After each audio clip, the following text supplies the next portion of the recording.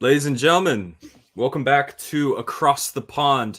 I'm your co-host, SawkurGod, also known as Evan. I'm joined here with my other co-host, BlueChipTV, also known as Abby. And as always, we are streaming to you live exclusively from the Born in Red channel. Though lately the temperature around Liverpool has me feeling I wish I'd never been born instead. Is that fair to say, Abby? That's fucking pathetic.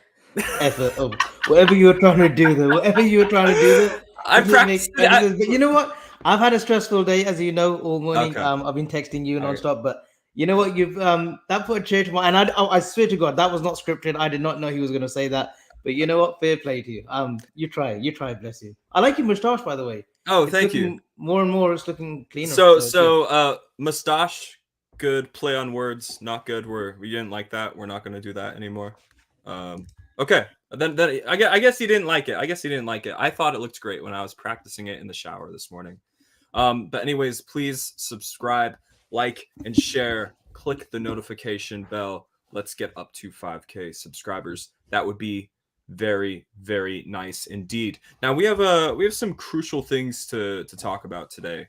It's going to be a great show, by the way. And yeah. before I give you your plaudits, I want to do it now before the end of the show.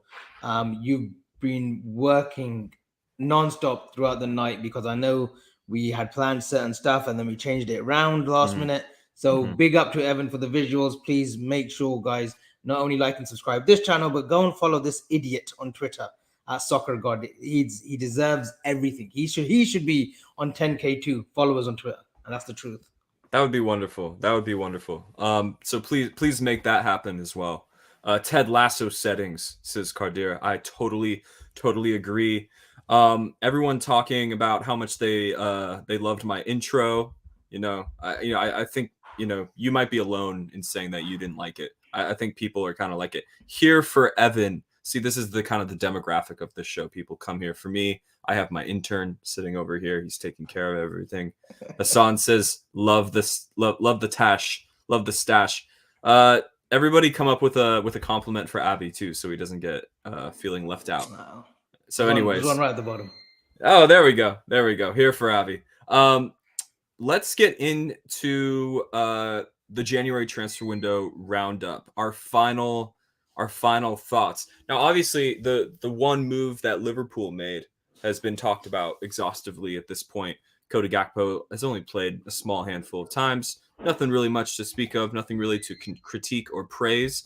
So I guess the transfer window roundup would be me asking you, Abby, how do you feel very shortly about Liverpool, your final thoughts on Liverpool's January transfer window, and then the broader transfer window? What have you seen that you thought was great from other clubs? What did you find that was concerning from some clubs?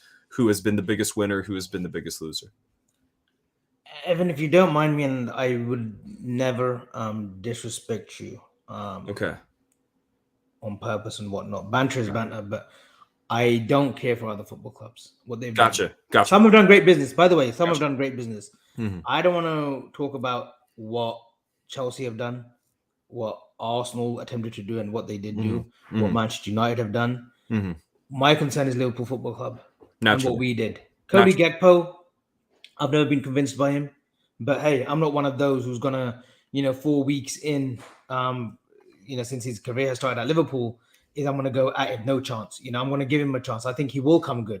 And I hope I hope he answers his critics, including myself, and I think he will turn out to be a very good signing.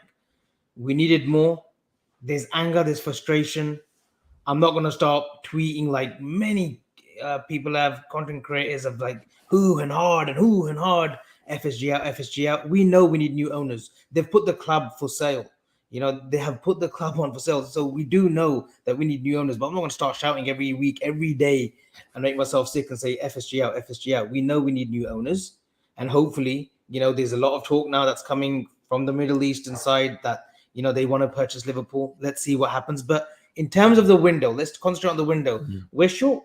Evan, we've sold ourselves short. And I tweeted something in 2021, the summer of 2021, and I went back to it like I usually do with all my tweets. I said it was negligence at its finest then that we didn't address the midfield issue. I don't know what you call it now. In January 2023, nearly 2 years on, I don't know what to call it. Embarrassment, anger, of course, but I've lost for words what we didn't do in January. Like, I don't know what we played at. I don't know what strategy we're going forward with. If we're selling the club and the owners don't want to put anything in, that's fine. But repercussions after we don't get sold and we don't get top four, I don't know what happens with the value of the club, because obviously club performances will relate to the price of the whole club and which competition. You know, we're asking for £4 billion, but we're asking for a football club that hopefully should be structured properly in the correct manner to be valued at that price. Right now, we aren't. We have issues off the field. You know, articles today from a well-known journalist now saying that, you know, there's issues with Andreas Kornmaier, which we may get into today. But hold those thoughts for now, Avi. But just in terms of the window, it's a huge L for Liverpool. We're leaving ourselves shorthanded, and if it was negligent in summer 2021, then we'd have to invent a new word for what it would be now, because it's reaching a place of emergency. And you know, Avi, we actually met in summer 2021 in those Twitter spaces that were all the rage back in the day. And I remember we were having, you know, all those hypothetical transfer discussions with people that we know and love, and we were calling it negligent then. We could not wrap our heads around the fact that it, you know, Wijnaldum had walked and we weren't going to do anything about it. And on top of that, there was already a case for another midfield body. So it's frustrating. Cody Gakpo is, I think, caught in sort of the middle of it, right? Some people are just mad that he is not Moises Caicedo, right? They're mad that he's not insert midfield target here, and it's not his fault. You know, the funny thing is on this, though? You know, the funny thing is, I think if we had brought a midfielder in instead of Cody Gakpo, there wouldn't have been this uproar as much. Well, no, definitely. I think people still would have said, oh, you know what? I think we're still short on that left-hand side. But you know what? Ox could probably do a job until Jota or Diaz get back.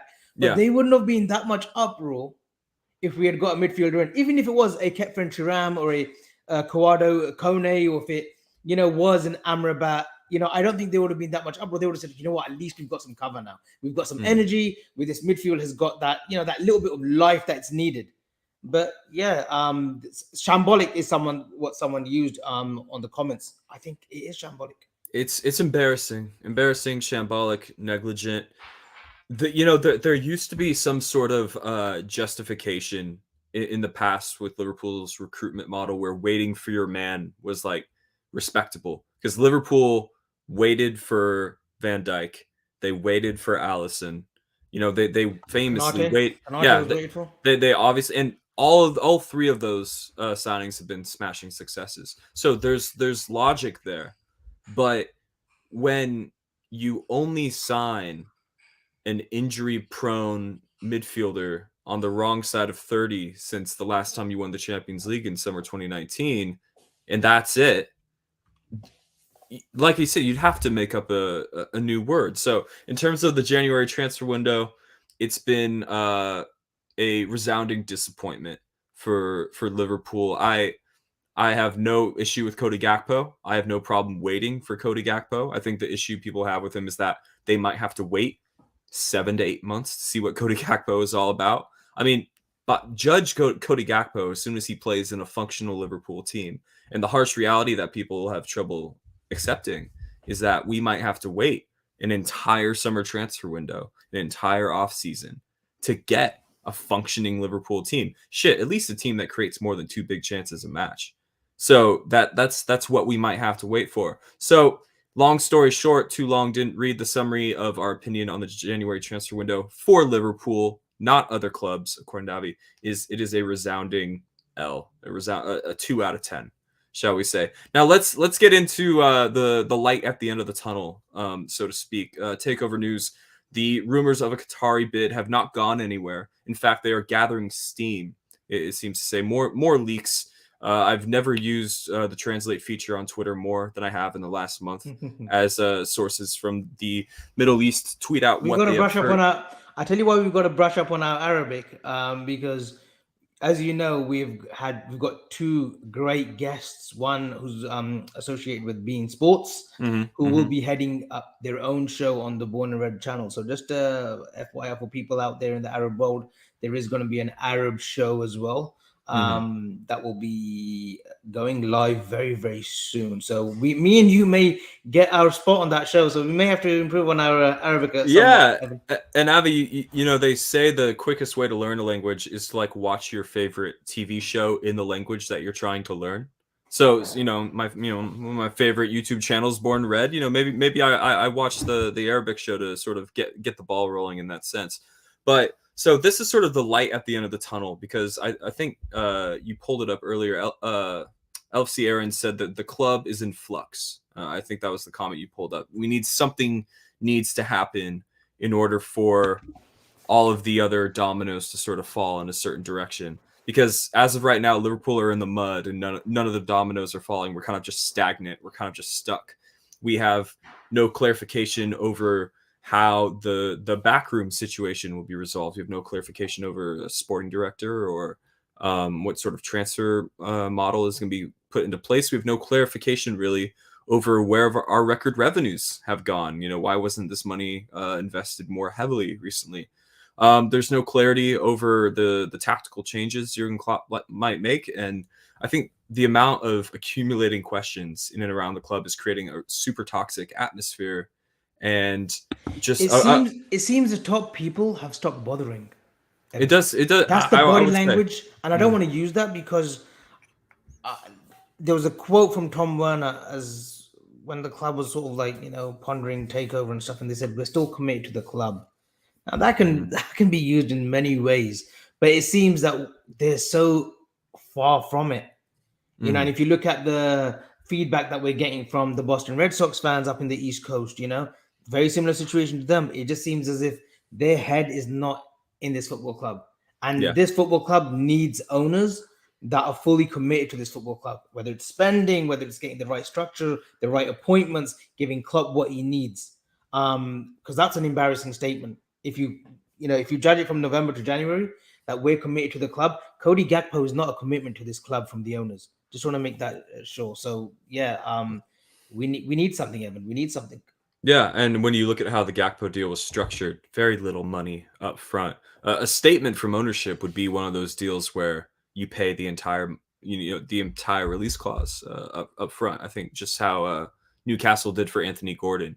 Anthony Gordon cost what he cost, and they had to pay all of it up front. That is a statement. That is what a statement signing looks like. But all these questions seem to generate from ownership, because without knowing who you're going to be owned by or what the financial situation will look like come summer, you don't really know how you will go about answering these questions, such as what does Klopp do? Where do we reinforce? How do we rebuild? So at this point, you know, obviously everyone, it's been an absolutely exhausting topic over, you know, the morality of one billionaire over another. I am tired of the discussion. I am tired of the debate. I'm at peace with what I can't control. Would you say that's the same for you? Yeah, but I would also say that we do need swift sort of answers in the coming weeks. Not even months now, coming weeks. A statement from Fenway Sports Group would be great. You know, and everyone knows who I'm talking about. It would be great if, you know, John Henry was quick sort of to come out with a statement and saying, I'm sorry, you know, once again for the ESL. So there should be a statement of where the club's at, because it just looks, it would also answer all these journalists as well who have been pondering, who have been rumoring, who have been speculating on one ownership, saying there's no talks here, no talks there. We need a statement from the club just to say, hey, we're looking at options at the moment. We're either close to securing investment or a takeover, or we're still sort of looking. Some kind of, and I'm not sure if that's going to be the positive news that fans want to hear either, but it would stop all this tear-jerk reactions on Twitter that we see. Yeah. It would stop this animosity between fans, all this top Reds in, top Reds, bottom Reds, the local Reds, the overseas Reds, which is pathetic, by the way. Yeah, you know, you're absolutely a Liverpool fan or you're not. Simple as, you know, this passion is the same, whether we're from the West Coast or whether you're from Liverpool, whether you're from the Middle East, Asia, Australia, wherever, right? So a statement of some kind from Mr. Henry would be ideal right now, just to say, hey, look, whatever you're hearing from the media outlets, just to let you know, this is where we're at in terms of this Gotcha. football club and the ownership. And, going forward, we're hoping to secure something. Clarity is key during these times, and I think a statement would maybe add a little more validity to the claim that they are still fully, behind the club and running the club. Because I think the correct word for how it feels right now is it's very disengaged. Everything feels very disengaged, and just the only link we really have to work with are just this rumors of a Qatari bid. So until we get clarification on that, I'm not expecting John Henry to come out and release a statement saying we've received bids from this party and this party, this party. I don't expect that, but just a minor update of, hey, we're evaluating offers. We're waiting for the right offer. We're waiting for the right custodians to come forward. Just that's what engagement looks like. That is quite literally the definition of engaging with fans, engaging with the club.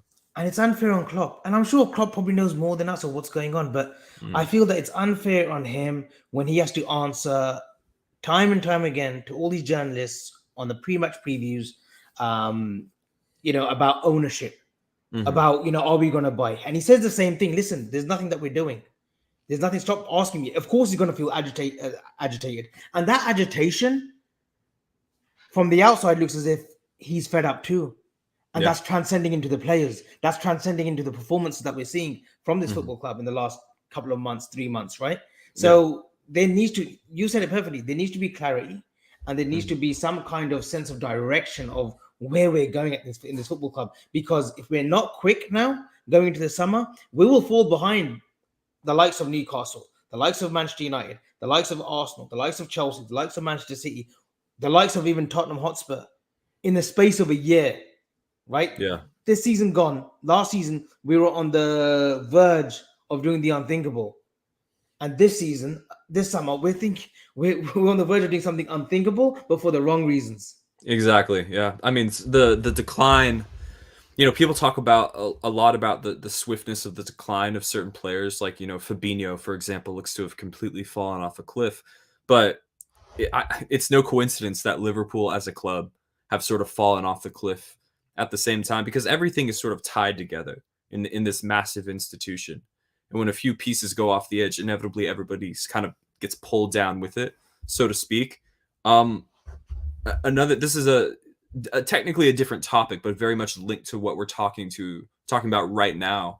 FSG's legacy and the health of the club. Now, to speak on the health of the club, you have well-respected journalists in recent days and weeks, David Lynch, Melissa Reddy, Paul Joyce, of course, with this piece from a month or two back, speaking on the health of the club and how things are sort of really looking it's in a downward spell in the back room of the Liverpool operation. And this is a great comment again from Aaron. If there's no direction from the top, the whole club is rudderless, and that leads us to the health of the club. Now, let's get the obvious ones out of the way. Obviously, Michael Edwards, legendary sporting director, walks last year. His replacement, his understudy, the guy who was groomed for this role for going on 10 years, Julian Ward, will not see out longer than 12 months at Liverpool because he too is walking. And Melissa Reddy's verbiage was, it speaks to how they didn't feel empowered. Empowerment was the word that she chose, and that was the quote she was given. They did not feel empowered at Liverpool to do their jobs to the best of their ability. And there was also allusion to certain figures becoming more prominent in terms of decision making, certain figures becoming more powerful. Now, if we take those words from Reddy and we pair them with Paul Joyce's words about Klopp and Pep Linders becoming essentially the two undisputed leaders of the recruitment process at Liverpool, this leads me to believe that certain things are shifting in ways that make me extremely uncomfortable. And it's the biggest issue I have with Liverpool's current plight. And as we know, that list of issues is extremely, extremely long.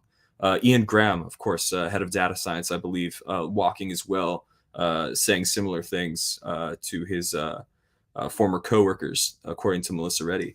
So it's no coincidence that the disengagement of FSG and the club being up for sale and sort of things just kind of unraveling. It's no coincidence it's all happening at once and all these issues are sort of linked. My question for you, Avi, how worried are you about these high profile departures? Do you think a new ownership brings in another strong sporting director or insists on a recruitment model?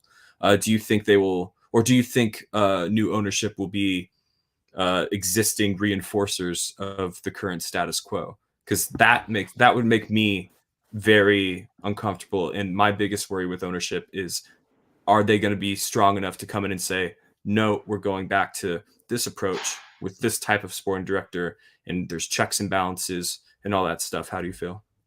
I think new owners will always have their own vision, and they'll always bring their own people in, as long as they don't want to change the manager. Because obviously Jurgen Klopp, he deserves as much time as he gets to take us back to the top.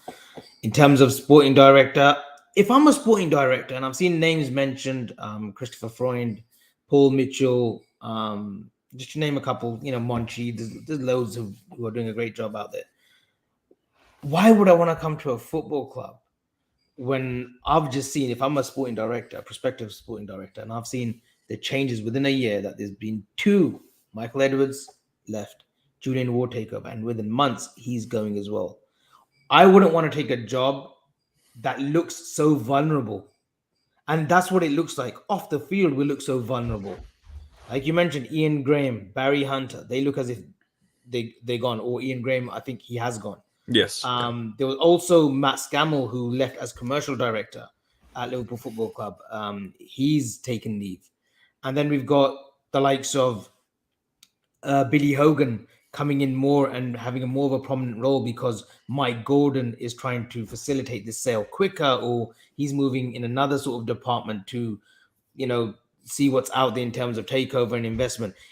It's vulnerability, Evan, that we're facing. So if I'm a sporting director, I don't want to touch this project right now. It's toxic. It's not toxic. Yeah. It's not appealing to me. If it's a project where, and I'm just putting the cat up amongst the pigeons, where Pep Linders, Klopp want to have more of a say and control, and hence why Michael Edwards felt that, if this is the case, I think it'll be best if I leave and look for another club or another sort of business or another sort of project where I have more of a say. And then Julian Ward is thinking the same, where, I didn't really get much say in this sort of Nunes deal or this Gakpo deal, and I feel sort of, as if my role isn't worthy, maybe I should leave.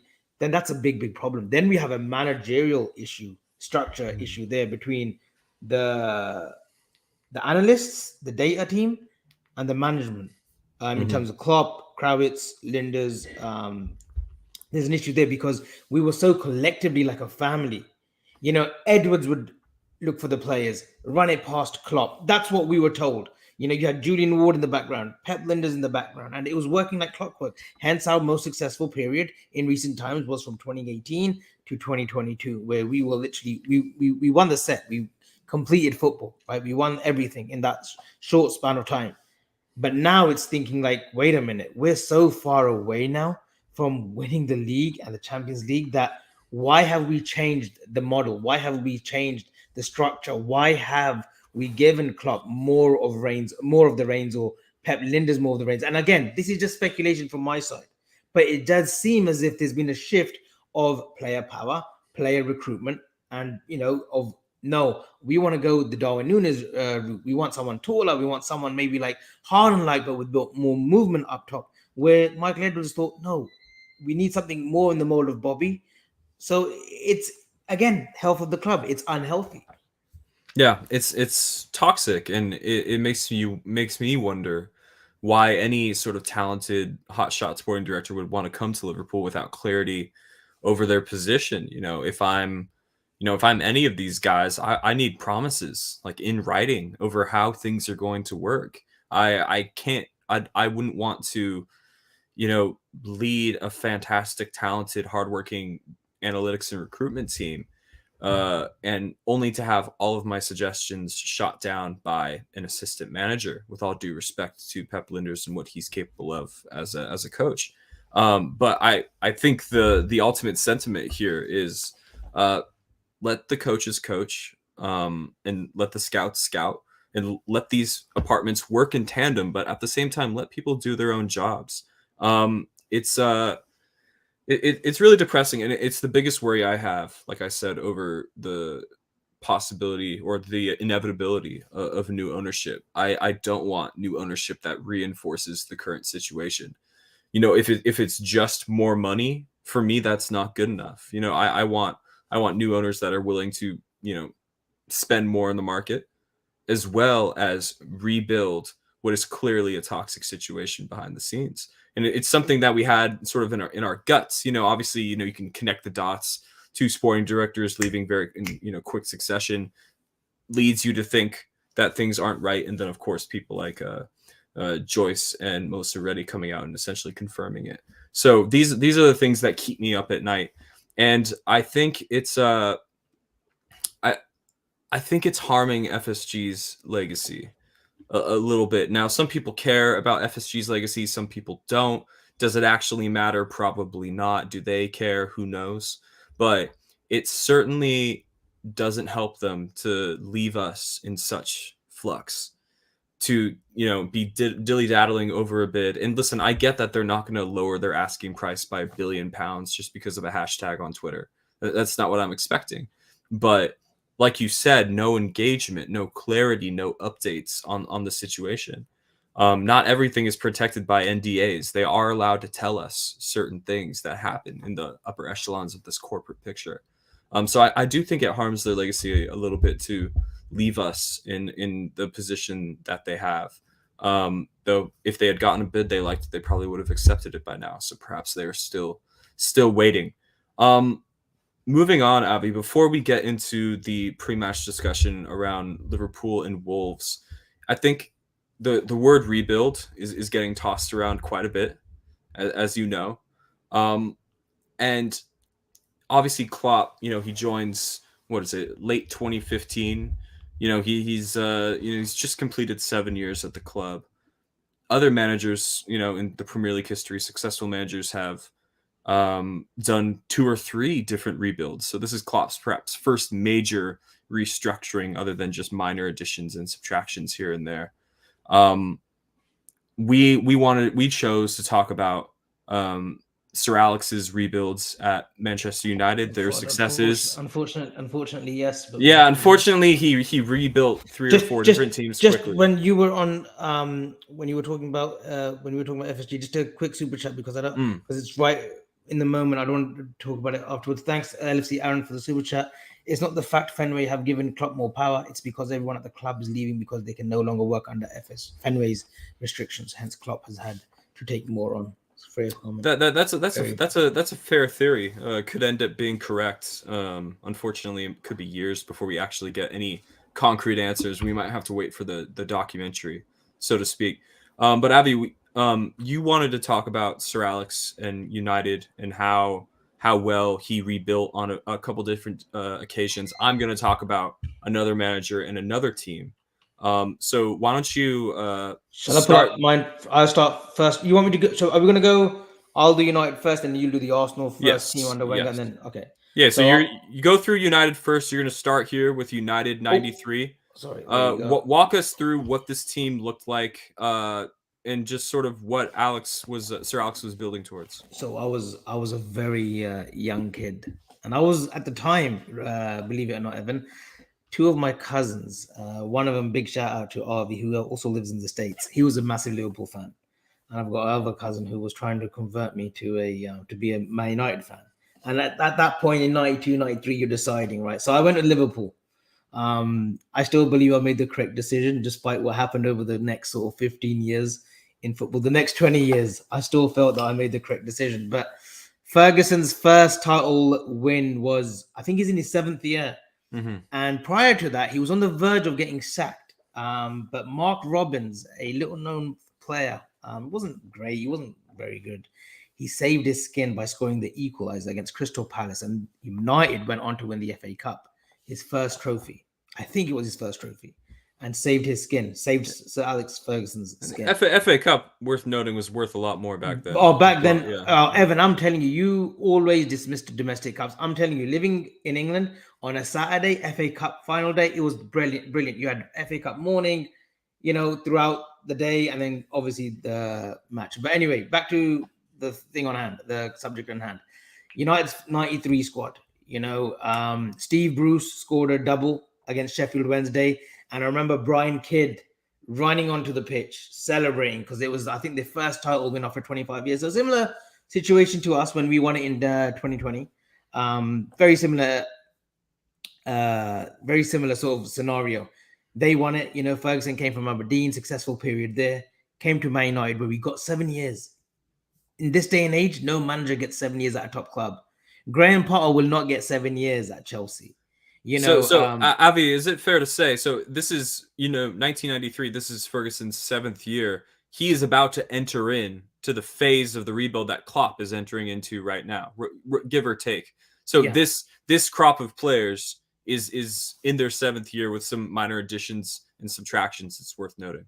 Yeah, exactly. Yeah, that's what I would say. And then he was lucky, and we'll go on to the next teams, because I want to talk about Fergie's kids and whatnot, the ones that came through. But he had Steve Bruce, very experienced, a brilliant centre-back. Gary Pallister, brilliant. Dennis Irwin, doesn't get enough credit. He was a gem of a left-back, Irish, brilliant on set pieces too. Paul Parker, before Gary Neville came in, was a great right-back. Brian McClare, a very handy player. They still had Brian Robson, I believe, as well in 93. Yep. Brian Robson is talked, and one of the greatest English midfielders. Paul Ince, a robust, battling midfielder. Lee Sharp, who was unfortunate going on, because I think he had a few injuries. They went to Leeds, but Lee Sharp was a very skillful player. Lee Sharp was actually he should have been what Beckham was. You know how Beckham sort of came in and the looks and all that? That's what Lee Sharp was. So maybe there was some attitude issues with Lee Sharp. And then you obviously had a young Ryan Giggs, breaking through this Manchester United team. And then you had Mark Hughes, who was absolutely brilliant. Had a small stint at Barcelona, came back to Man United, and Mark Hughes was brilliant. He was what Sheringham became for them later on in the years, which we'll talk about the 99 team. And then you had the charismatic, the maverick Eric Cantona. He had a bit of a issue, I believe, with Howard Wilkinson's. I think Kieran Thorne can correct me, at Leeds. Refused to play for them. There's a story that we had dibs on Eric Cantona as well, but Graham Souness said no at the time. And he came to Manchester United. What Fergie does best, put his arm around Cantona's shoulder. And obviously Cantona still had issues with what happened at Selhurst Park, but put his arm around the shoulder and said, listen, kid, you're going to play for me, and you're going to play, the way you want to play, and we're going to build this team around you. Eric Cantona was absolutely amazing. But yeah, this 93 team was a very good team. 94, the small memories that I have, I hope I've given enough sort of information and it's not being sort of false, but from the recollection of my memories of this Manchester United 93 team, that was the first team that started the dynasty of Alex Ferguson and the Manchester United team. Yeah, so 20 years on. This team, it's his first title-winning team, but it's about to enter a phase of rebuilding, because it's been 7 years. It's been an entire phase. You could see it here. The notes I came up with on the side was, this is the birth of a golden generation. Guys like Giggs are starting to force their way into the team. What I noticed was a good mix of young and old. I think the average age of this starting 11 right here is about 28. I just want to address Clarence Worley. This was something that Evan put up, but we're just talking about certain players that I remember. So if the positions aren't right, ignore that. I was born in 1996. I don't know who Lee Sharp.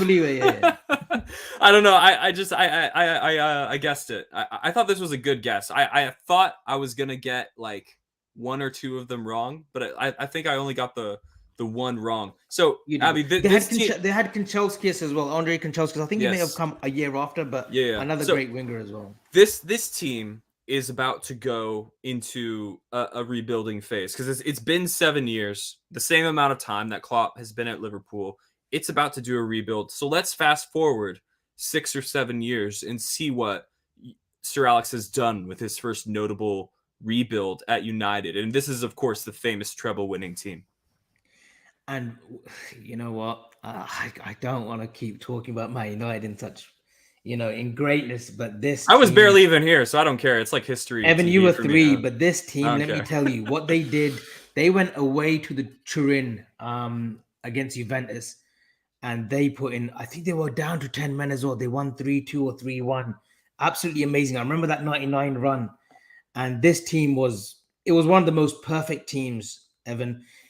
Solskjaer, Sheringham, they had as on their bench. I think they had Henningberg as well, great defender from Blackburn. David May was in this squad as well, if memory serves me right. Phil Neville, Nicky Butt, players on the bench. The depth that we talk about, like Manchester City and Liverpool, sometimes we have good depth. These guys already had it in 99. The depth that these guys had, I've not even mentioned these players in the first 11. The Sheringhams, the Solskjaers, the super subs. Yeah. They were absolutely brilliant. Cole and York, brilliant partnership. York came from Aston Villa. Cole came from Newcastle for 7 million. Keith Gillespie went the other way. And Cole used to miss so many chances, a bit like what Darwin Núñez, clear-cut chances, but he would always score 20-plus goals a season. Dwight York was brilliant, a perfect foil for Andy Cole. Obviously, Giggs, by now, 6 years on, was brilliant as a left winger. And obviously, later years, we saw him convert into a sort of left CM. Roy Keane, we don't need to mention, amazing captain player. Again, Kenny could have got him at Nottingham Forest, but he wanted to go to United. Paul Scholes, a great midfielder. We don't need to talk about the visionary that is Paul Scholes. Beckham, there were all those 4 players, especially the wingers. Giggs was more about taking players on, the quick 1-2s with Beckham. Give him the ball, let him just cross it, a bit like Trent. Let him cross it, and he will always find Cole, York, Solskjaer, Sheringham. Irwin, still a stalwart. I think he must have been in his 30s here now. He's getting on a bit. And the one thing I noticed from the 93 team going to the 99 is the golden generation at this point are nailed on starters. Neville, Beckham, Scholes, Giggs, Nicky Butt. He's not a nailed on starter, but he's in every single match day squad. So he's what Ferguson has done here, it seems to me, obviously I didn't really live through it, but it seems to me he plugged all these gaps with members of the golden generation. He got very lucky with this golden generation of players. He plugged all the gaps, and as a result, he felt he could, he had the luxury of bidding off some notable players, but players that were on the wrong side of 30 come the mid-90s. So, Hughes is gone, McClare is gone. All of these guys. Brian Robson is gone. Brian Robson is gone. Figures,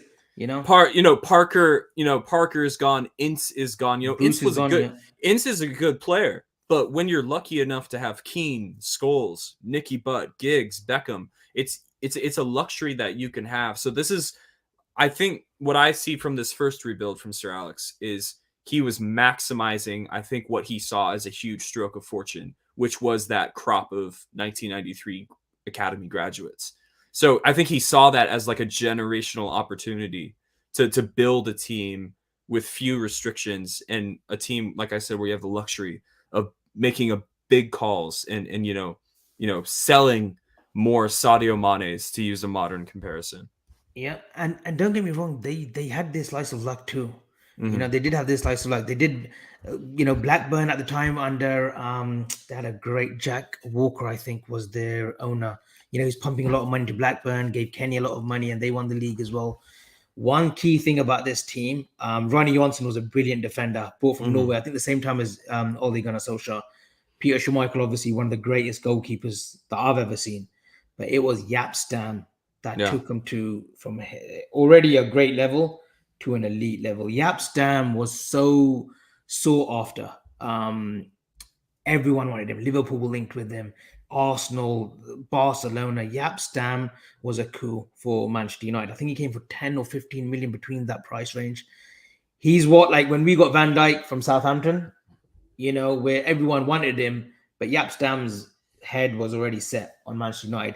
For me, Jaap Stam is still one of the greats, like one of the great centre-backs. For me, he was complete. There was a game where Liverpool, where Michael Owen was clean through. This was a pre-injury Michael Owen, pre-hamstring Michael Owen, where he was clean through and Jaap Stam caught him up. Jaap Stam was an absolute beast. And in 99, they did the treble. No other English team, has come close to doing it. We were close, but not quite there. But this team, everything worked out for them. That season was a golden season for them. The FA Cup, I think they beat Newcastle. They had walked the league. And then Bayern Munich, who was so unlucky, Mario Basler hitting the post. And, you had Koller, you had some great players, Lothar Matthäus, Effenberg, some great players in that Bayern team. But these guys got the luck.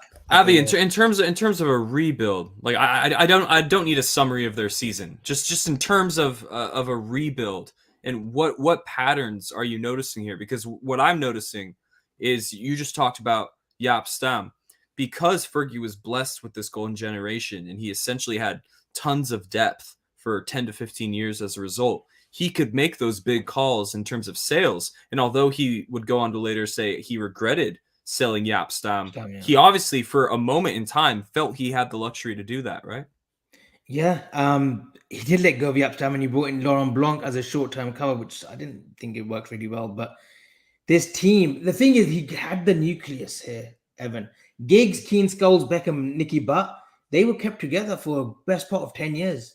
Mm-hmm. So he had the nucleus there. The centre-backs, Gary Neville was always there.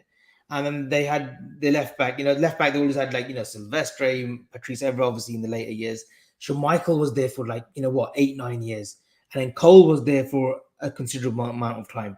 York was there 3-4 years. The Sheringham. The great thing about this United team was they had flexibility, Evan. This 11 wasn't the 11 week. You Cole and York in the midfield, yes, but he could change it. And the person that was coming in, like the Nicky Butt, the Solskjaers, the Sheringhams, they would do equally as good as a job as the first 11. Yeah. And it was a perfect mix. Like you said, you've written a good mix. It was the perfect mix. It was a perfect storm for Fergie and that era. And obviously great coaching too.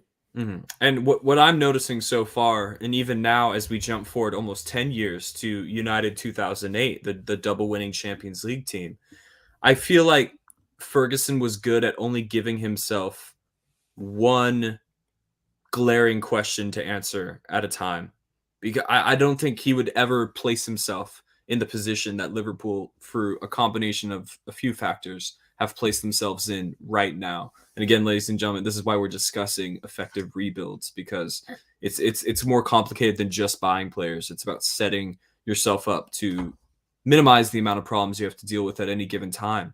So we've obviously done a big jump 10 years. Maybe there is a rebuild between 99 and 2008, obviously.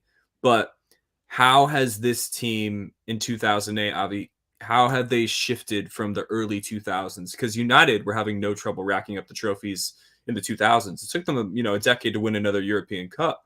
But what are the key differences you see in this double winning team to the United team that was experiencing so much domestic success in the early 2000s? So in this time, you got to remember, Evan, they had chairmans like David Gilmore and Edwards, who were making these guys a commercial machine, marketing machine. Yeah. To where Liverpool are now, Man United had a 20-year head start on the likes of us. We were nowhere to be found when it came to going for these kind of plays, like Rio Ferdinand 2003, I think 2003 when he left, or 2002 World Cup, he left Leeds United to go to United. Ferguson always identified, the great thing about him was he identified when a player was coming close to his sort of, end of his career. Like Jaap Stam wasn't finished, don't get me wrong, but Apex. he knew with Jaap Stam, obviously the book which was released, he thought, I've got to get rid of it. He saw a problem straight away, Ferguson. This was one of his great traits. He sensed something when it was right, even with Beckham, he would change it around. And look at this squad. This squad is 9 years later, completely changed, but the influx is still there. They still tried to play that 4-4-2, but a little bit more of a 4-3-3 now, because they had CR7, Rooney, Tevez, Berbatov as well came in. But he had flexibility, and this team was as exciting as it was in 99. Even through the 90s, these were exciting teams, effective teams as well. They would just get the job. Fergie time did exist. 90 plus minute, you could never rule United out. Even if you're 2 down, you could never rule United out. They would come back. Somehow they would perform a miracle. I remember at White Hart Lane, they were being 3-0 down. Similar squad. I think this was 2005, 2006 United team. I think this is when they won the league. They came in 1-5-3 when they had one Veron in their team as well. Yeah. So this team, look at Evra, Rio Ferdinand, Vidic, Brown. He had machine-like players. Like Vidic was an absolute beast, one of the greats of the Premiership season. Michael Carrick, a controller alongside the Scholes. Owen Hargreaves came from Bayern Munich. Owen Hargreaves was cruelly injury, ruined his career, but another great player on his day. What I'm seeing here is a ton of fluidity, but at the same time a ton of balance. For the marauding, sort of physical, force of Evra, you have a more conservative wing back in Wes Brown, who I think was naturally a center back to begin with.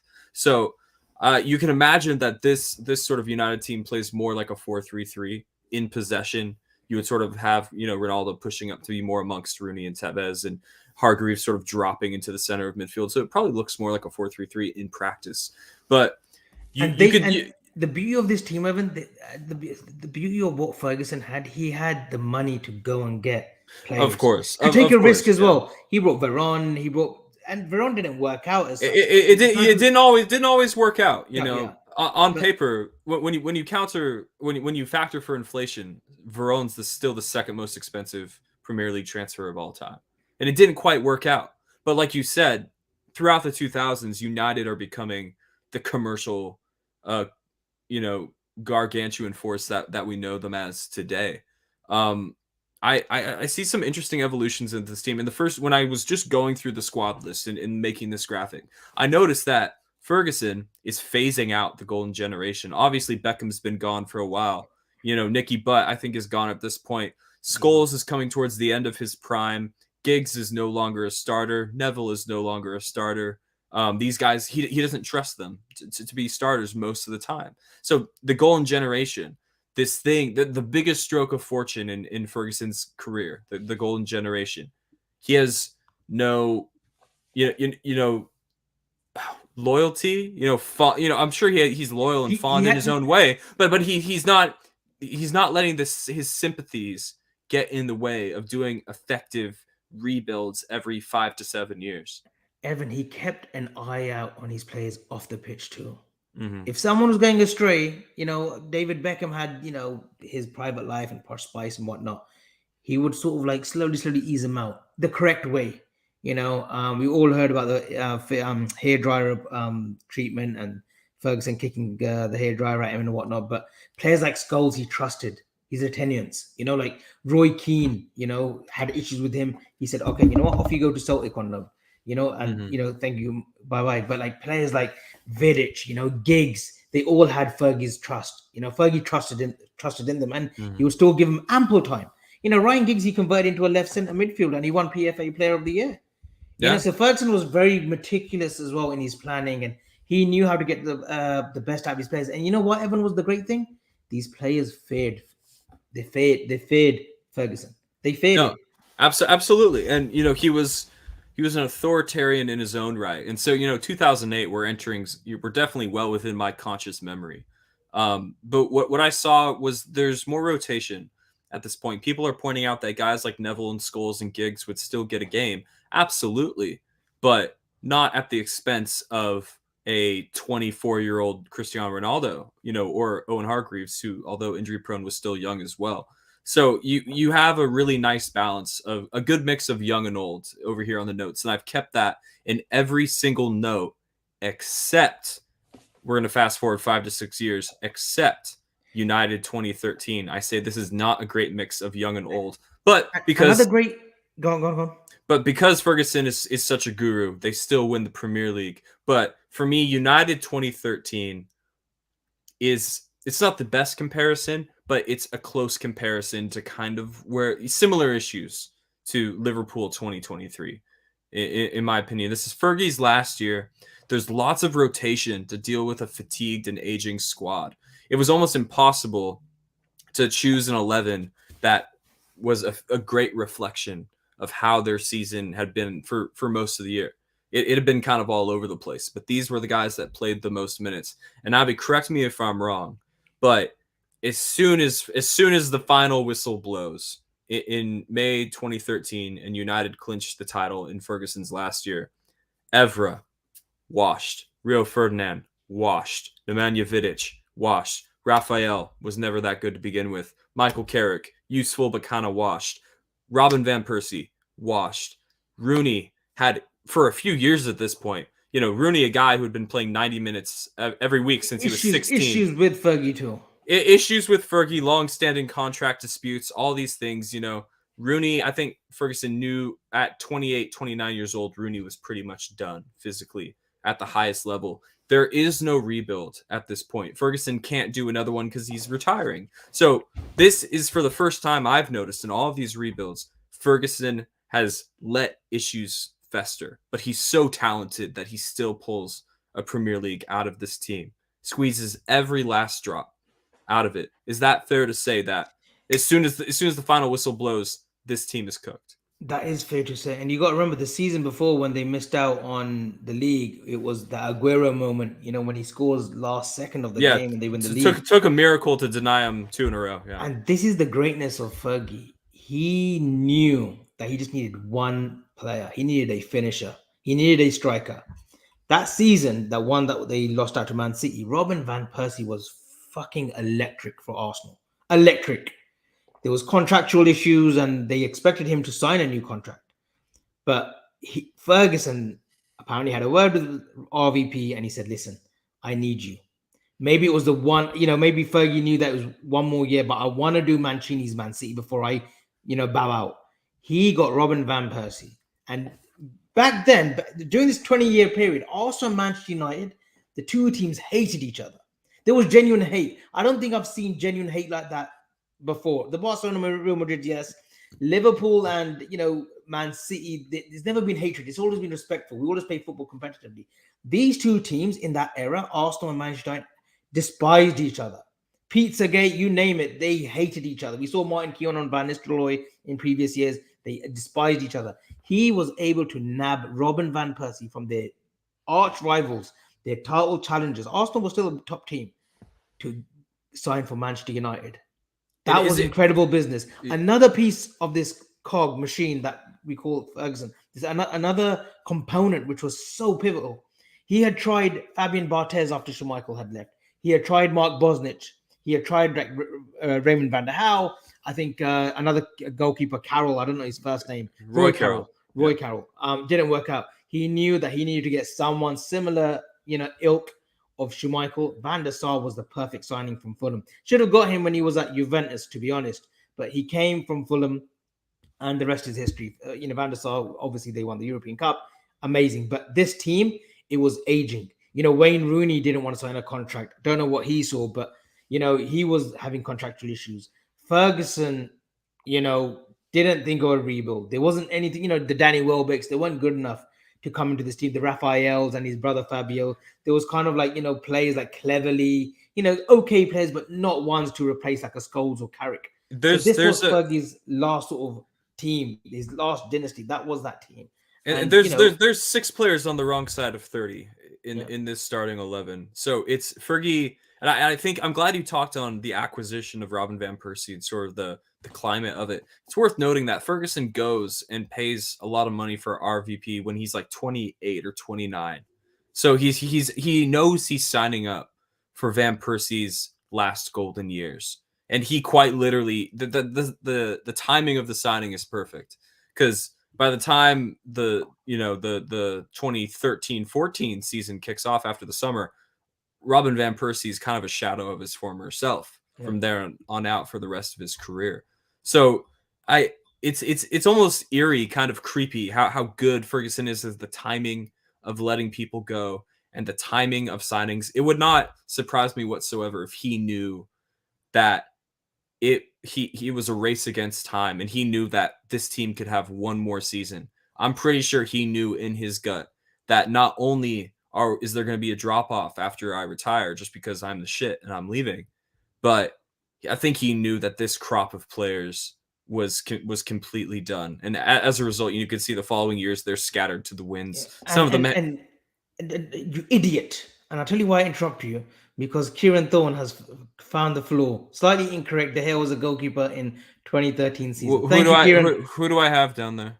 Thank you, Kieran. You got Van der Sar. Van der Sar is part of the Champions League. I forgot to change it. It's because I'm copying and pasting every graphic. I forgot to change. Yeah, the you keep goalkeeper. copying and pasting, but make sure you do it correctly next time. Okay, thank you. You could chip in. He could chip in with some graphics as well, but of course, that's way outside of his pay grade. Way outside of his pay grade. Now it's my turn to talk about rebuilds, and I've seen some people. I actually would love to have talked about Arsenal, but I'm going to let you have this. It's my turn. It's my turn. One of my favorite teams, by the way. Of course, yes, team. Yeah. My second team, as I call them. Not really, but you know what I mean. People in the comments have been saying that Arsenal is a better comparison to Liverpool, for the last 20 years, especially commercially, just in terms of how much money the clubs were spending. So let's go back to Arsenal 98. Shout out to that comment. Thank you so much. And I saw another comment that we pinged. Victor says the show has potential to be a staple in LFC YouTube content. Congrats. Thank you so much, Victor. Thank you, sir. It is only a staple because you staple us, if that makes sense. For fuck's sake, just give it a rest. Hurry up. What are you saying these days? Anyways, Arsenal 98. So at this point, this is the. I'm going to chime in, by the way. No, you're not. This is the 97-98 team. Wenger's been here for a year already, but he hasn't been able to do a full rebuild. And what I noticed here about Arsenal 98 is that the defensive line is definitely getting on a bit. Everybody in that defensive line, including the goalkeeper, is on the wrong side of 30. So you have a ton of experienced old heads, guys like Lee Dixon, Tony Adams, Bold, Winterburn. These guys were staples in the Arsenal defense prior to Wenger arriving, and they were sort of figureheads in the whole 1-0 to the Arsenal pre-Wenger era of defensively solid football and all of that. Then you have sort of a lot of bargains. Obviously, Wenger king of the bargain, but we'll get on to that.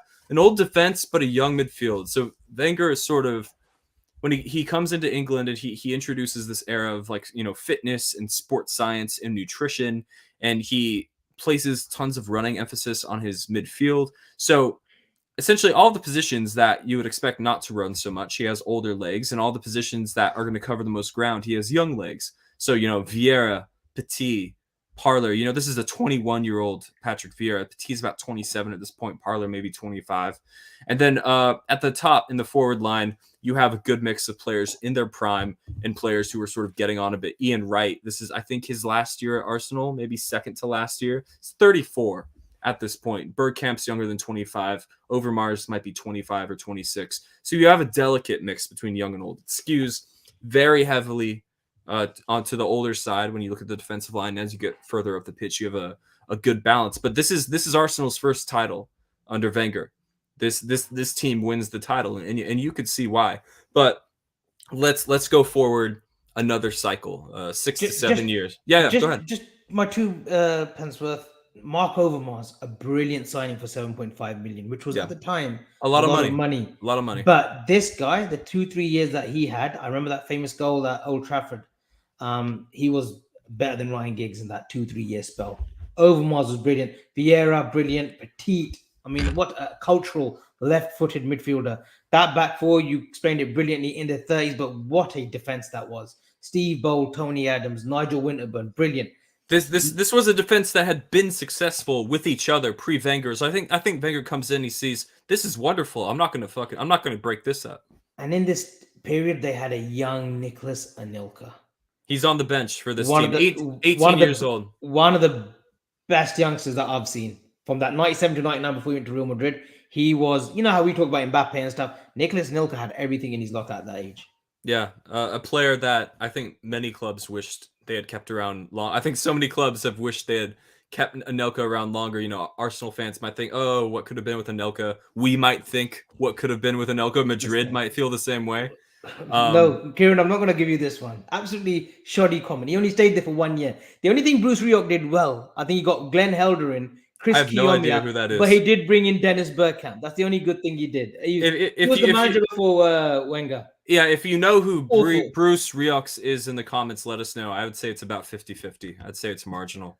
Let's fast forward 6 years. Let's see how Wenger has rebuilt in this first team. This is, of course, the Invincibles Arsenal team. This is the team that wins the Premier League without losing a game. lot of draws in there, though, as Sir Alex would say. A lot of draws in there, but still, they didn't lose. At this point, 6 years into the future, Wenger has completely phased out that aging back line. Wrung the cloth for all that it was worth. The average age of the defensive line here is 25.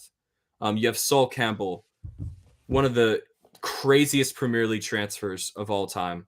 Like back in the day, pre-internet, Arsenal call some weird, random press conference in the middle of the off season to say they have an announcement. They don't even specify it's player related. Free bloody transfer too. Wenger comes out, and the captain of Tottenham Hotspur walks out with him, except he just signed for Arsenal. One of the craziest to be in the room. Avi, can you imagine being the journalist in the room? You think you're about to hear about the new hot dog stand outside of Highbury, and instead Sol Campbell walks out and he's saying, "Yeah, I signed for Arsenal." Crazy stuff. But you also have Ashley Cole and Laurent, of course.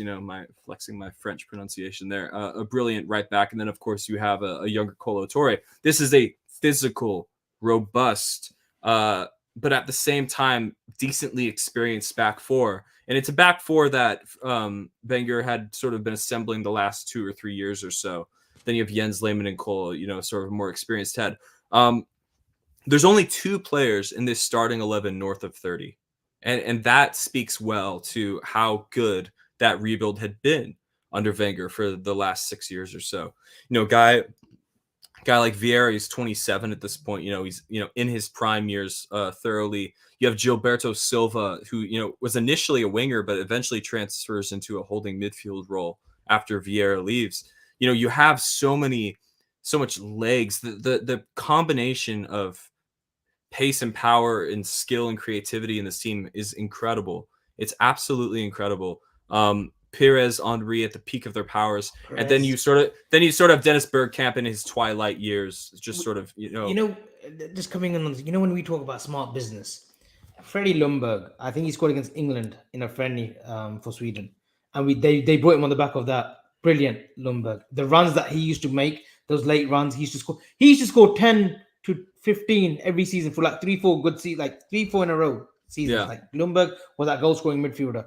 Robert Perez, 5 million from Marseille. Like the bit of Vieira from Milan. Gilberto Silva, sweet business. Bargains everywhere. Campbell on a free. Kolo Touré for £50,000, I think.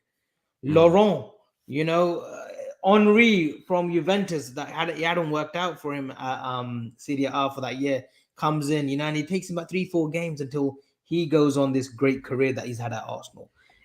This was smart business. This is what we kind of have tried to do in the past few years, but Arsenal, they probably were like the innovators of when it came to like doing bargain deals and spotting great eye for talent. I would love to know who the sporting directors were then.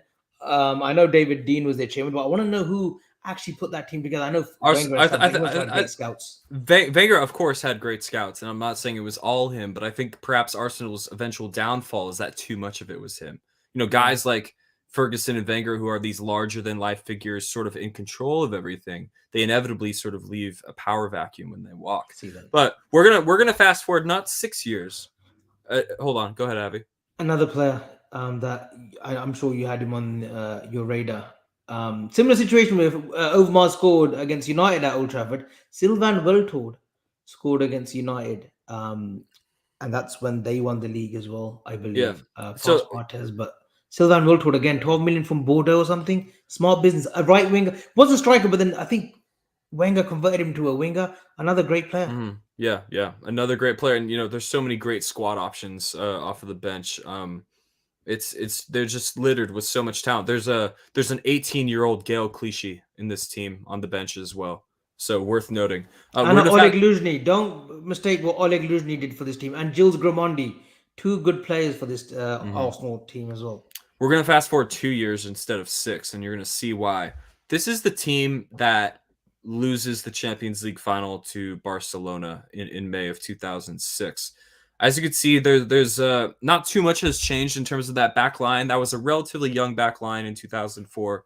It's okay now. Campbell, Touré, Laurent, still at the peak of their abilities. Ashley Cole has been poached by Chelsea in the meantime. So you're betting in Matthew Flamini, who I don't think was a natural left back to begin with.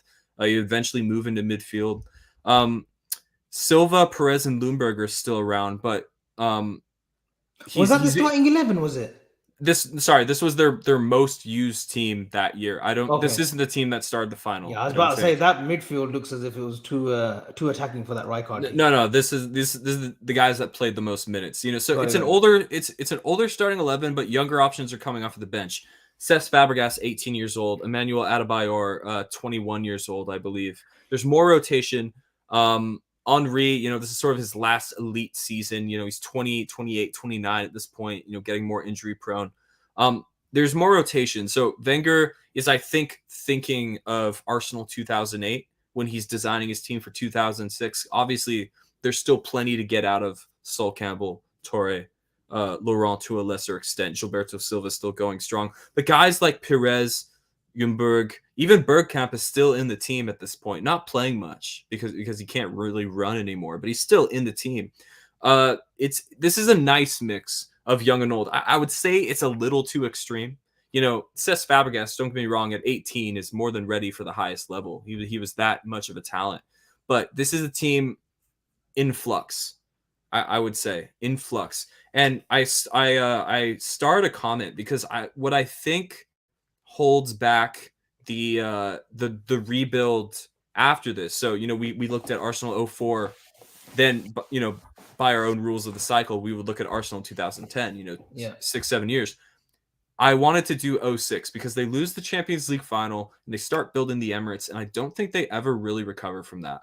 And Iran points this out as well. Arsenal Stadium stopped their rebuild. For the next 4 years, Wenger is working with a pittance, just an absolute mockery of a transfer budget as Arsenal try to work within their means, build the stadium and stay competitive. He keeps them in the Champions League, and they get their state-of-the-art stadium, which I hear is still in great shape. But as a result, I don't think he ever gets to do another full rebuild in the way that was so effective for him in the past and effective for Ferguson in the past. And for that reason, I'm going to jump to Wenger's final season, and you're going to see how things can change. This is Arsenal 2017, 2018. Yeah, go ahead. I would like to make one comment before you go on Wenger's last sort of team. He brought 2 players this previous to that 06 team, and you know, a few years after, that just didn't work out for him. 3 players maybe when he thought these 3 were going to be that next sort of future, you know, the next sort of Vieira, the next sort of, you know, Overmars or Henry. It just didn't work out for them. One, you know, God rest his soul, was Jose Antonio Reyes, who they brought from Seville. They put a lot of money into him, and they expected him to be a very consistent sort of left winger, you know, like a number 10 role, pace. It just didn't work out for the fella. Breaks his leg almost instantly, right? Yeah. I think he had a bad injury. Yeah. And Theo Walcott, you know, 16 years old, you know, 17 joins Arsenal, and they expected him to be sort of the next sort of, you know, not Henry as such, but the next sort of, like, you know, the next superstar in that Wenger could create. And another one is a player that on our books, Oxlade-Chamberlain. When he came from Southampton, he was talk of the town. Oxlade-Chamberlain was amazing. At 17, 18 years old, he was really good. Everyone was in for him. Again, it goes for Arsenal, and it just hasn't it didn't work out for Wenger. So the recruitment sort of let him down as well. Whether, you know, of course he was part of that too, but, you know, the smart recruiting previous years, it wasn't so smart, you know, going forward. Yeah. And through a combination of things not working out, getting recruitment wrong, philosophy not really just working out, this is how Wenger ends his career at Arsenal. And in this Arsenal 2017-2018 team, you have stars, you know, like Sanchez and Özil, who are forcing moves or are largely ineffective. The general quality of the squad is extremely average, and they end up finishing 12 points off of 4th. And in their previous season in 16-17, that was Wenger's first time finishing outside of the top 4, infamously as well. So I bring up his last season, not because there was any sort of dramatic rebuild done the summer prior or even 2 summers prior, but sort of what happens when outside influences and things at the top sort of bleed into the club. And I say that with like the building of the Emirates. And I know Arsenal fans who say we never should have built the Emirates. We should have stayed at Highbury. We should have just maintained our charming yet small, humble stadium. And so we wouldn't have been so financially restricted in that time. Now, don't get me wrong. In that time, Wenger is still turning water into wine. In between 2006 to 2018, he's still getting plenty of things right. Who the hell is Bakary Sagna? I don't know, but 12 months after signing for Arsenal, he's the best right back in the league. He's still just pulling these signings out of his ass, and it's really impressive. And for a while, even when Arsenal were failing to regain the top spot that had sort of been taken by Chelsea and City in the decade after 2016, I saw Arsenal kind of as a model for what I wanted Liverpool at the time to be, because I saw financially we were very similar, but we had a commercial edge on Arsenal. We were a bigger club than them, but they were just doing things smarter than us. For a while, I wanted us to be that smart. We eventually became smarter than them. But I just wanted to bring this up because I think it's a good example of when rebuilds, it's a rhythm, right? It happens in cycles. And when that cycle and when that rhythm is interrupted and sort of just disrupted, I should say is the better word. When it's disrupted in a way, it's hard to get back into that cycle. And I'm gonna bring this on to Liverpool, right? So let's connect this to Liverpool, because that's been the point of this entire conversation, right? The concept of a rebuild and how it can connect to our own, because Klopp is entering into his first 6-7 year cycle right now. Here's Liverpool's pending rebuild. Here's what I think is our best current starting 11. You could put Diaz in for Gakpo or Jota in for Gakpo. I don't really care. Doesn't really matter. It's not the point we're trying to make. Here's Liverpool's pending rebuild. They have a ton of issues in one key area, Avi. Is that fair to say? And have there been things that Klopp and or FSG have done to disrupt sort of the flow and the patterns and the regularity of what, based on Ferguson and Wenger, a rebuild should look like? Yeah, but we've noticed that with Ferguson, whether he knew that he was leaving or not, he didn't leave a lasting dynasty for the next manager to take over. I always thought it was a little bit, Moyes was a bit short-handed when he took over Manchester United. Just like with Emery when he took over Wenger, he was taking over a team that needed a couple of years. It needed a new blueprint from Emery, but he was never going to get the time, right? He was never going to get the time. With us, that midfield area is concerning. Evan. I mean, we can change a few players. The pending rebuild, I don't particularly see that as future-proofing for the next 3 years. Do I envision Van Dijk here? No, I don't. Do I envision Robbo here for the next 3 years? No, I don't. Do I envision Trent as a right back in the next 3 years? Myself, no. Thiago at 35, do I see him maybe a bit pot player because of his, just because what he's won? He could be like a Milner for us. I'm not happy with that. Fabinho in 3 years, no. Keita in 3 years, I don't think we see him next season here.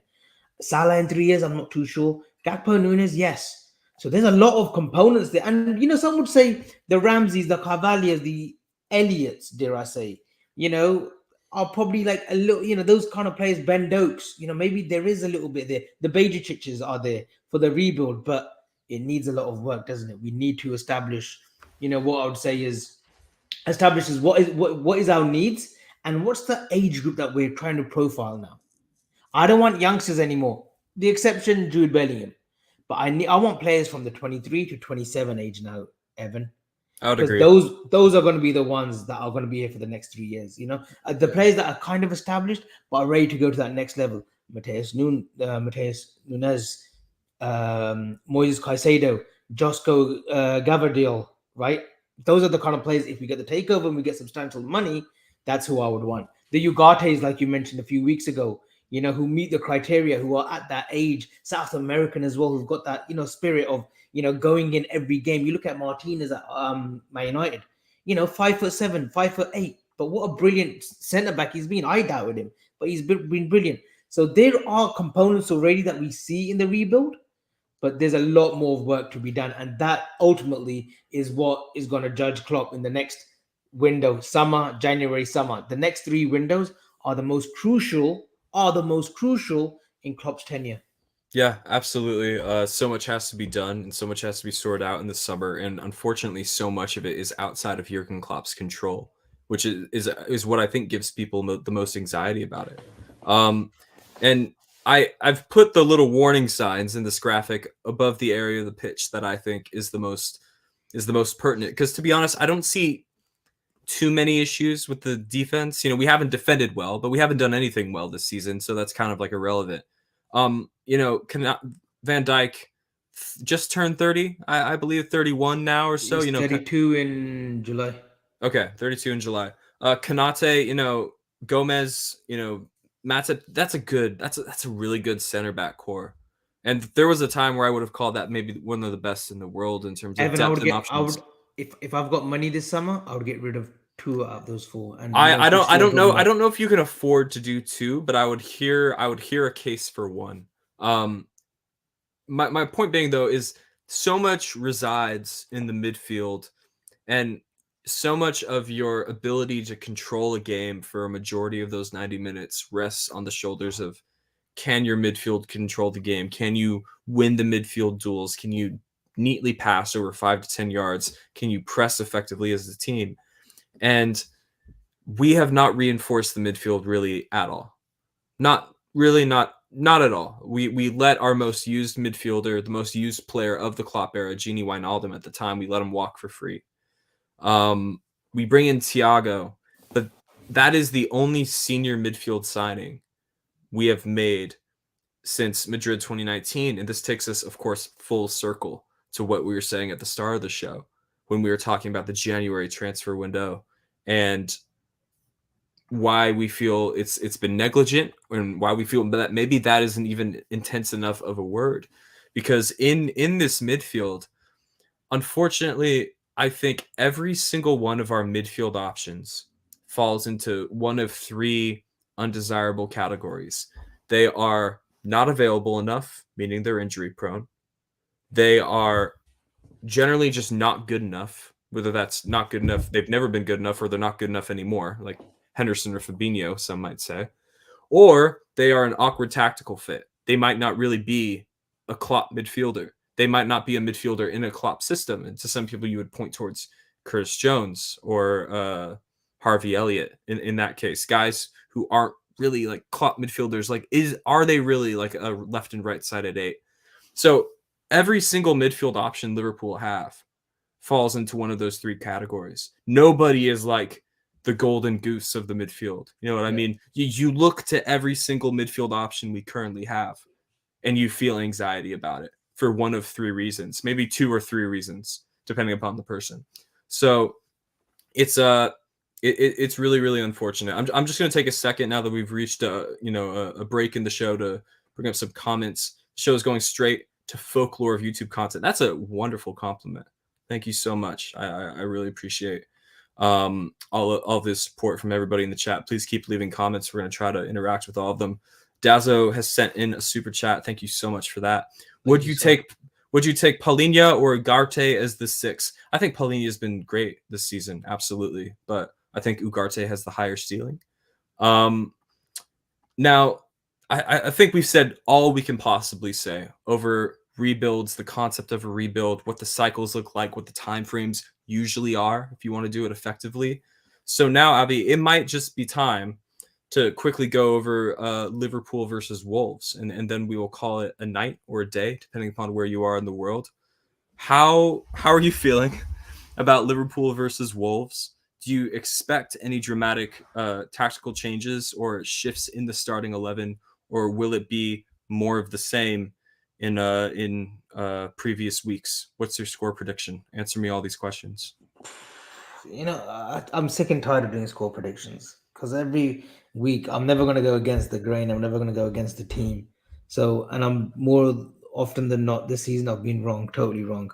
I do expect the same midfield 3 that he's been trying for the last 2-3 weeks. I believe Bajicic will start tomorrow with Thiago and Keita. I think that's the right midfield going forward. Give Bajicic another 60-70 minutes under his belt. And we've seen it when he makes those changes in midfield, that's when it goes haywire. I want to see Gakpo on the left tomorrow. I want to see Darwin in the middle. and I want to see Salah on the right. Defense, I want to see Trent back in because let's face it, Jurgen Klopp's not going to try, Trent in midfield. I'll go with Trent on the right, Gomez, Konate, because I don't believe Matip is fit yet, and I know Van Dijk's just reported for full training now. And then Robbo left back. And score prediction, I don't know what to tell you, Evan. I don't know what to tell you. I don't know what we're expecting. I hope that we win. We should win. But they've got a midfield right now in Nunes, Moutinho, with Neves. They've got runners. Okay, Neves, stays in that position, but they've got dictators who will control that area. They'll certainly control that area better than our midfield three. And they've got players that can hurt us. I know, Jimenez hasn't been the same since his injuries. Podence, is a good player on his day, but, few and far between. And then you got, the Vaseline man, Adama Traore, who, you never know what you're going to get with him. You never know what you're going to get with him. But I hope, I think I went Gomez and Matip tomorrow. I think Matip is back tomorrow, isn't he? Yes. Yeah, so it'll be Matip and Gomez. So Konate picks up a few injuries. I think I got a question from Kieran Thorne saying, where would Gvardiol, if he did sign, where would I play him? Would he start? Yes, he would start next season. He would start alongside Konate. I'd start, looking at Van Dijk's time and playing time because he's 32, injuries as well now. So I want to see Van Dijk. Obviously, I'm not saying he's a write-off, but I would start with Gvardiol. I'm looking to the future now. A little bit like in 2 years, 3 years. I want Klopp to plan now. I want him to be a little bit ruthless. If Van Dijk isn't pulling up any trees, if he's off form, then I want to see, the next centre back come in. And if it is Gvardiol, which I really hope, but I'm not sure, I would want him to start above Van Dijk. No player in this team right now is undroppable. They're all, if they're not on form, you drop them, barring Alisson. But yeah, tomorrow, prediction, really? 2-1 to Liverpool. 2-1 to Liverpool. Are we at home tomorrow? We're away. We're away. We're away. Tomorrow. I'm feeling strangely confident, but that's just because I've gotten a lot of evidence recently that Wolves aren't very good at football. So, but neither are we. So I think I'll stick with your 2-1 prediction. That sounds about right. In fact, I'll go 2-0. I'm sensing a cheeky little clean sheet for Liverpool. Last but not least, we have another super chat from Dazzo. Dazzo, thank you so much. He says, Avi, is there any truth in the Ndicka rumors? Evan Ndicka, center back for Eintracht Frankfurt. Yeah, he's been on the radar for the last 2-3 years, and I'm sure the scouts have been on it. There should be truth in it because he's an up-and-coming young defender, French centre back. Very good. I know he's highly thought of about a year back, but I don't know myself if there's any truth. But I'm sure he's a player. If he's on a free transfer this summer, why wouldn't we look at it? Under FSG rules, yeah, he should be looked at 100%. Yeah, the last free agent move we made for a center back out of the Bundesliga went pretty well. Joel Matip, you would call that a successful free agency signing. Absolutely. I like Evan Ndicka quite a lot. Obviously, the French are building center backs in laboratory these days. I mean, there's so many. It's unbelievable, isn't it? Konate, Badashi, Kunde, Kimpembe, Upamecano. No, he's fucking terrible. Don't name Badish's former partner at Monaco, Axel Di Sassi. Who's that? Tanzoi and Bayern Munich. Tanzoi, yeah, exactly. So there's like a core group of like 10 of them that could be good enough to start for France. And then there's like another core group of like 10 teenagers that are considered to be the next up. It's just absolutely insane. But people, we've gone about an hour, 20 minutes. That feels like an appropriate time to call it. Obviously, Liverpool-based discussion these days isn't always cheery. It isn't always upbeat. We have to talk about uncomfortable conversations. And we hope the body of today's show, which was the concept of a rebuild and the life cycles of a rebuild and when and how to do it, has been interesting for you. And coming on this, I feel we did something totally different to what every other content creator out there. Oh, here we go. We're going to have some heat now, but every other content creator has been doing for the last 2 weeks. Honestly, I've seen so much regurgitation of absolute pile of shit from other channels, right? FSG this, FSG out, takeover this, takeover that, Klopp's body language and that. We did something totally different. And if that's me having an ego, so be it. But we did something totally different. The rebuild, we talked about Fergie, unfortunately we had to, but talked about Wenger, the Arsenal team, the rebuilds, going into the future. We try to be positive as well. So next week, I'm not sure if we're back on next week. I might have another week. I might want to take next week off, but we've got something surprising. We've got something lined up for us as well. So I think if people like it on the weekly, we'll definitely do it on the weekly. But yeah, look, we hope for positive news going forward in the coming weeks. And let's see where we're at. Last thoughts, Evan? My last thoughts are thank you everybody for supporting, for commenting, for keeping the flow of the conversation going. I'm once again so flattered to see like 50, 60, 70 people just hanging around just constantly during the entire hour and a half we've been going. It's way more than I thought we would get, and it can only grow and go up from here. And by the way, when Avi says he might not be available next week, it means he might be going to Mexico again. So just wanted to let the people know, because we're all about like transparency here and being obvious. Yeah, see, more time off. How much time off does he need? You know what I mean? It all depends on the bosses. If Gene says no time off, then I get no time off. So it all depends on the bosses. A big up to Asim and Gene, by the way. And listen, Born and Red guys, look, like and subscribe. Look, tell your friends, family. Look, today was more of a sit down doing analytical stuff, but we will do different types of shows every week. So go and like and subscribe to Born and Red. We signed up 2 more what was it? Content creators, you could say. From the Arab world, we've got Mo Chatra doing a show with the boys Asim and Gene in the coming weeks, and Neil Jones is on. James Pearce has been on. We got the great Fabrizio Romano, who's known for transfer leaks and transfer talks. He's probably more reliable than me, Evan. So oh yeah. And then you've got the two Yanks from across the pond. So guys, please like and subscribe. We're very very we want to grow this channel, and it's all for you guys. It's all for you guys. Yeah, like, subscribe, and we will see you soon.